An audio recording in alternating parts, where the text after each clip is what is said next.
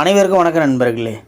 40 வயதை கடந்த தம்பதிகள் எதிர்கொள்ளும் மிகப்பெரிய பிரச்சனை தாம்பத்திய உறவு வச்சிக்க முடியாமல் போகிறது தான். கணவன் மனைவிக்குள்ள நல்ல புரிதல் இருக்கும், 2 பேருக்கும் ஆசைகள் இருக்கும். ஆனாலும் செக்ஸ் வச்சிக்கிறது ரொம்ப அபூர்வமாக தான் இருக்கும்.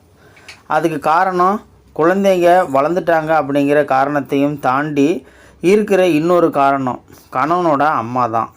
இன்னுமா இப்படி நடக்குதுன்னு கேட்கலாம்.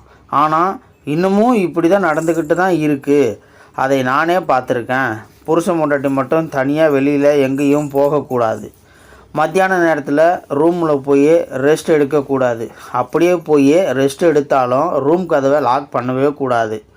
புருஷன் உட்காந்து டிவி பார்த்துட்டு இருந்தால் பொண்டாட்டி பக்கத்தில் உட்காந்து டிவி பார்க்கக்கூடாது. செகண்ட் ஷோ சினிமாவுக்கு போகிறத பற்றி யோசிக்கவே கூடாது. நல்ல நாட்களில் கோவிலுக்கு போனாலும் வண்டியில் போகும்போது புருஷன் தோளில் கை போட்டால் சோலி முடிஞ்சிச்சு. 2 நாள் தங்குற மாதிரி கல்யாண காட்சின்னு எங்கே போனாலும் குழந்தைங்களை கூட்டிக்கிட்டு போகணும். குழந்தைங்களுக்கு லீவு கிடைக்கலன்னா புருஷன் மட்டும் தனியாக தான் போகணும். குழந்தைங்களை நான் பார்த்துக்கிறேன், நீங்கள் போயிட்டு வாங்கன்னு ஒரு பேச்சுக்கு கூட சொல்ல மாட்டாங்க. இதெல்லாம் இப்போவும் நிறைய வீட்டில் நடந்துட்டு தான் இருக்குது. அதுக்காக அந்த மகனையும் குறை சொல்ல முடியாது. ஏன்னா அவங்களாலையும் அம்மாவை மீறி எதுவும் பண்ண முடியாத நிலையில் தான் நிறைய பேர் இருக்காங்க. அதுக்கு காரணம் பயம் இல்லை, மரியாதை தான்.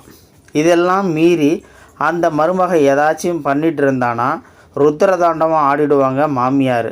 கொஞ்சம் கூட வெக்கம் இல்லாமல் தோளில் கை போடுறது என்ன, மத்தியானம் ரூமில் போய் கதவை சாத்திக்கிறது என்ன, பக்கத்தில் உட்காந்து உரசுறது என்ன, புருஷன் கூட ஊர் சுற்றுறது என்னன்னு மருமக காதுபடவே பேசி கொள்ளுவாளுங்க.